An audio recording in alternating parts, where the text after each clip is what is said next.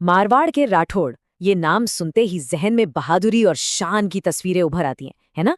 भारतीय इतिहास के सबसे प्रतिष्ठित राजवंशों में से एक।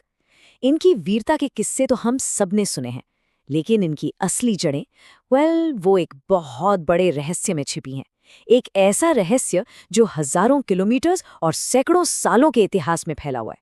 तो चलिए आज इस शाही पहेली को सुलझाते हैं।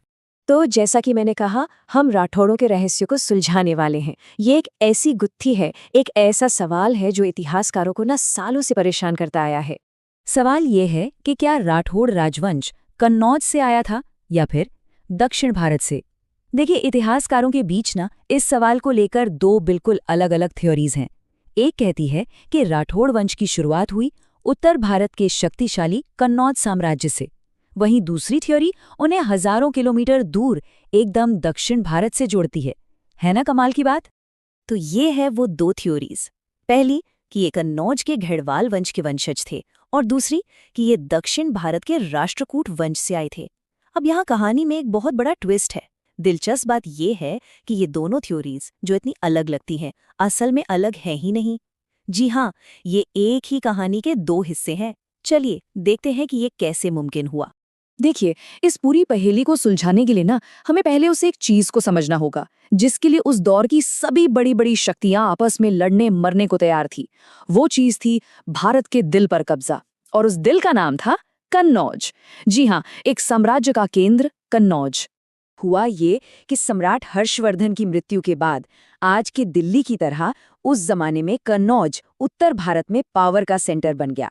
मतलब जिसका कन्नौज पर कंट्रोल, वही पूरे उत्तर भारत का सम्राट। सारी दौलत, सारी ताकत, सब कुछ उसी का। पर जाहिर है, इतने बड़े इनाम के लिए लड़ाई तो होनी ही थी। तो इसी कन्नौज पर कब्जा करने के लिए भारत की तीन महाशक्तियों के बीच एक बहुत लंबा और भयंकर युद्ध छिड़ गया, एक महासंग्राम। तो इस महासंग्राम में तीन बड़े खिलाड़ी थे।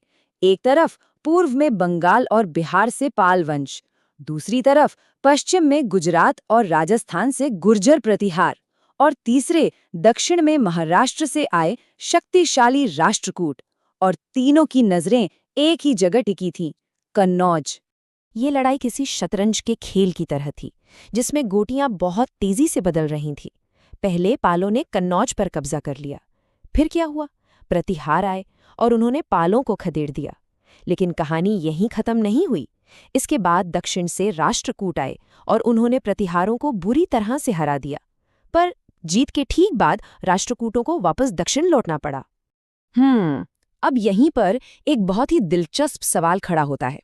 इतने ताकतवर होने के बाद भी ये राष्ट्रकूट बार बार कन्नौज को जीतकर वापस क्यों लौट जाते थे? आखिर माजरा क्या था? और पता है क्या, इसी सवाल में हमारी पूरी पहेली का जवाब छिपा है। असल में राष्ट्रकूट एक बहुत बड़ी दुविधा में फंसे हुए थे। सोचिए, जब भी वो अपनी पूरी ताकत लगाकर उत्तर में कन्नौज के लिए लड़ रहे होते थे, तो दक्षिण में उनकी अपनी राजधानी मान्यखेत बिल्कुल असुरक्षित हो जाती थी। दुश्मनों के हमले का खतरा बढ़ जाता था। सीधी सी बात है, वो उत्तर पर कब्जा करने के चक्कर में अपना घर तो नहीं खो सकते थे ना। और बस इसी दुविधा ने एक ऐसी कड़ी तैयार की जिसने दक्षिण को उत्तर से जोड़ दिया, और यहीं से राठौड़ों की कहानी को एक बिल्कुल नया मोड़ मिला। चलिए देखते हैं कि ये दक्षिण से उत्तर का सफर आखिर तय कैसे हुआ। तो हुआ ये कि राष्ट्रकूटों ने उत्तर में कई बार, मतलब 4 बार मिलिट्री कैंपेन चलाए, और इन अभियानों के दौरान उनके कुछ परिवार, कुछ वंशज कन्नौज के पास ही बस गए। अब ये जो इलाका था ये पहाड़ी इलाका गढ़वाल कहलाता था, और फिर समय के साथ इसी जगह के नाम पर इन राष्ट्रकूटों को गहड़वाल कहा जाने लगा। बात समझ आई? और ये रहा हमारी पहेली का जवाब। गहड़वाल कोई अलग वंश था ही नहीं, वो तो बस दक्षिण के राष्ट्रकूटों की ही एक नॉर्दर्न ब्रांच थे, एक उत्तरी शाखा जो उत्तर में ही बस गई थी। और फिर जब उन्हें मौका मिला तो इन्हीं गहड़वालों ने अपने पूर्वजों का अधूरा सपना पूरा किया और कन्नौज पर कब्जा कर लिया।